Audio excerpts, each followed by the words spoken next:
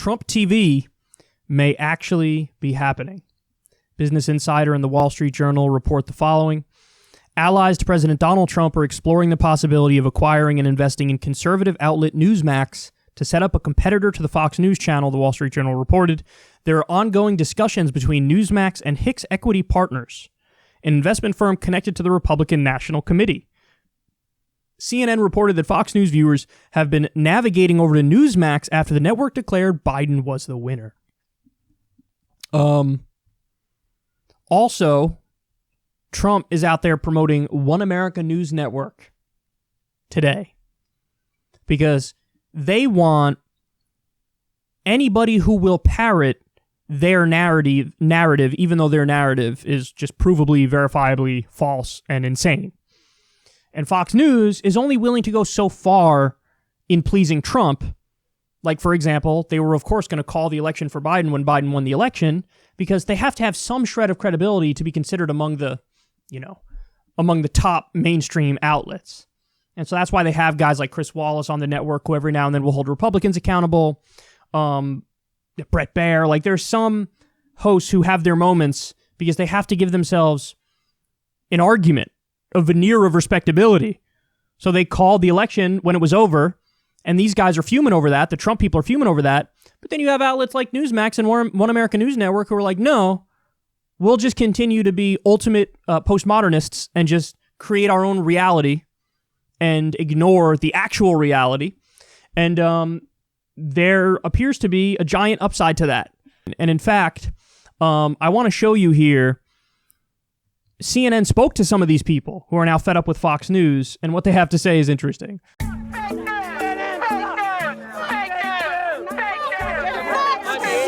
At this point, I don't trust Fox News. Were you guys Fox News fans up until election night, or?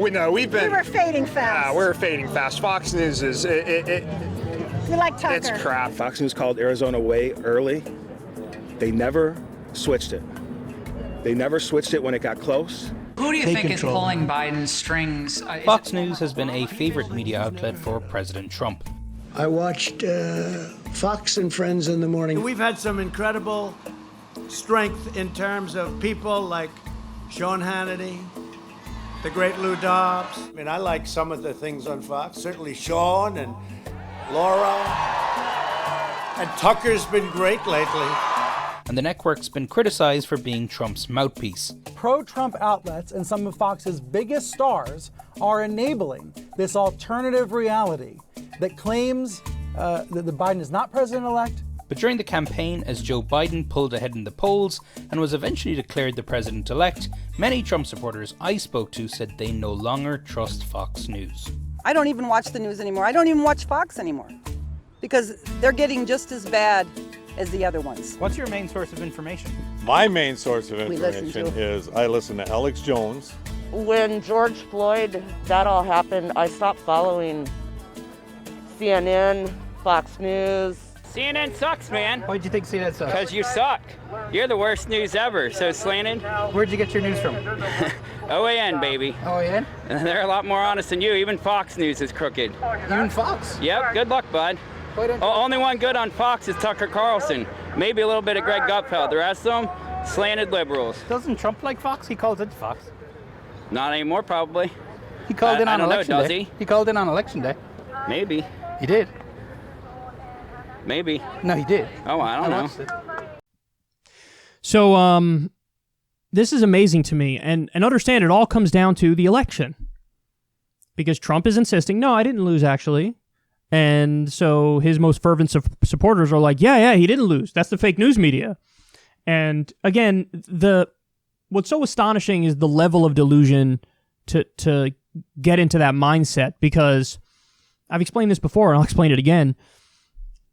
The election is not even really that close.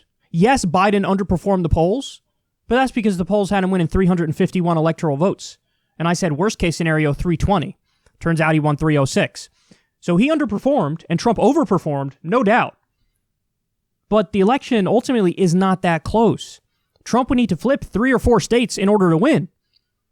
And, in those states, 2 or 3 of them, there's just no way. Like, Trump might get lucky and win the recount in Georgia, although that's not happening. I'll give him a 5% chance of winning the recount in Georgia. 95% chance he doesn't win it, okay? Even if you do that, even if you flip Georgia, Biden still wins. Biden still wins. So what's he going to do? What are you going to do? You going to flip Nevada where you're down even more? You're going to flip Arizona where you're down more than Georgia? You're going to flip Pennsylvania where now Biden's leading by a full percentage point? Again, ultimately, it was not that close. It was not that close. It's out of the recount zone in Pennsylvania. That's how not close it is.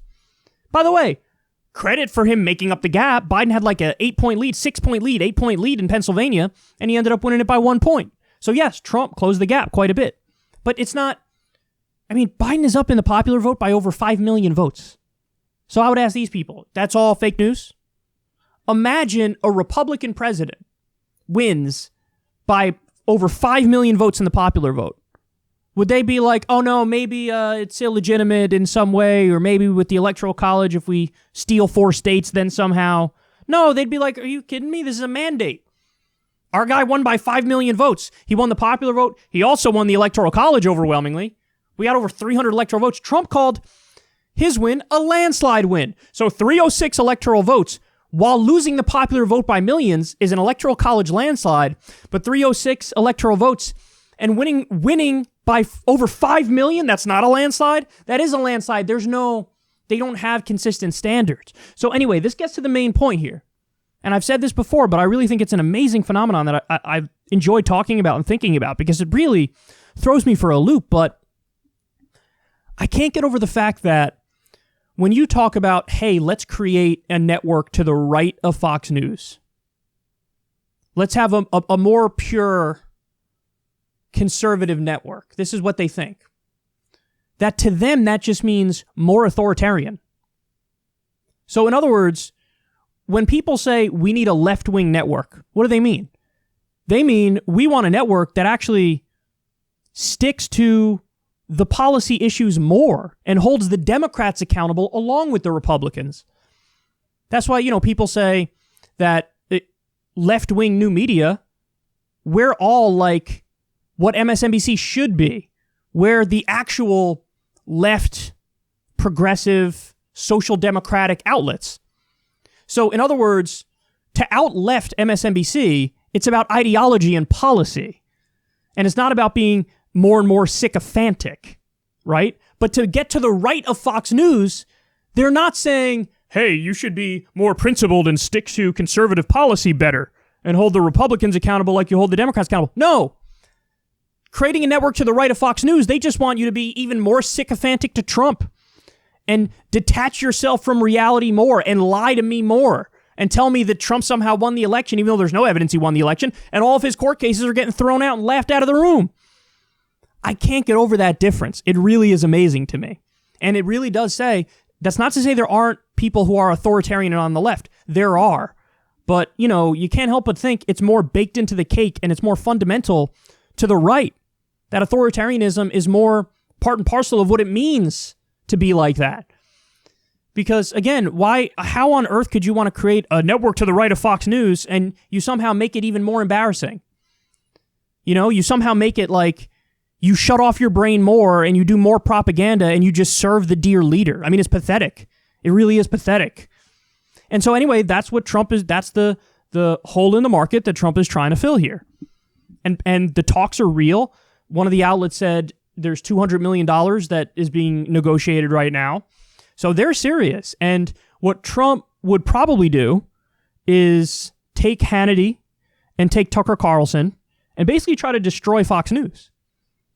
And, he would try to use their original model, except just be more extreme and more sycophantic and more pro-Trump. And will it work? Listen, I don't know. Maybe. It might actually work. Because they're trying to undermine the credibility of Fox. But on the other hand, maybe it wouldn't work because there's a real split in the Republican Party right now. And I know people who were pro-Trump, but then when Trump lost, they were like, what are you going to do? And they think Biden won. And there's going to be that divide. And I just can't get over how extreme the conspiracy theorizing has become, how quickly it got this extreme. And but they're going to rip each other apart. So in some ways, if you're on the left, you can watch this and grab some popcorn because it is going to happen. In the same way that the Democrats have a civil war and it's the left versus the corporatists, the Republicans are going to have a civil war. But the crazy thing is with them, it's all aesthetics. It's nothing about policy because they all agree on policy. It's all about aesthetics. It's all about how sycophantic will you be to Trump, you know. And I don't know where this ends, but it's amazing that it's happening. And I do think that you will probably see a Trump TV. I don't know how successful it'll be. I don't know who will win that war in the long run, Fox News or the Trump TV people. But buckle up and enjoy the ride because it's happening.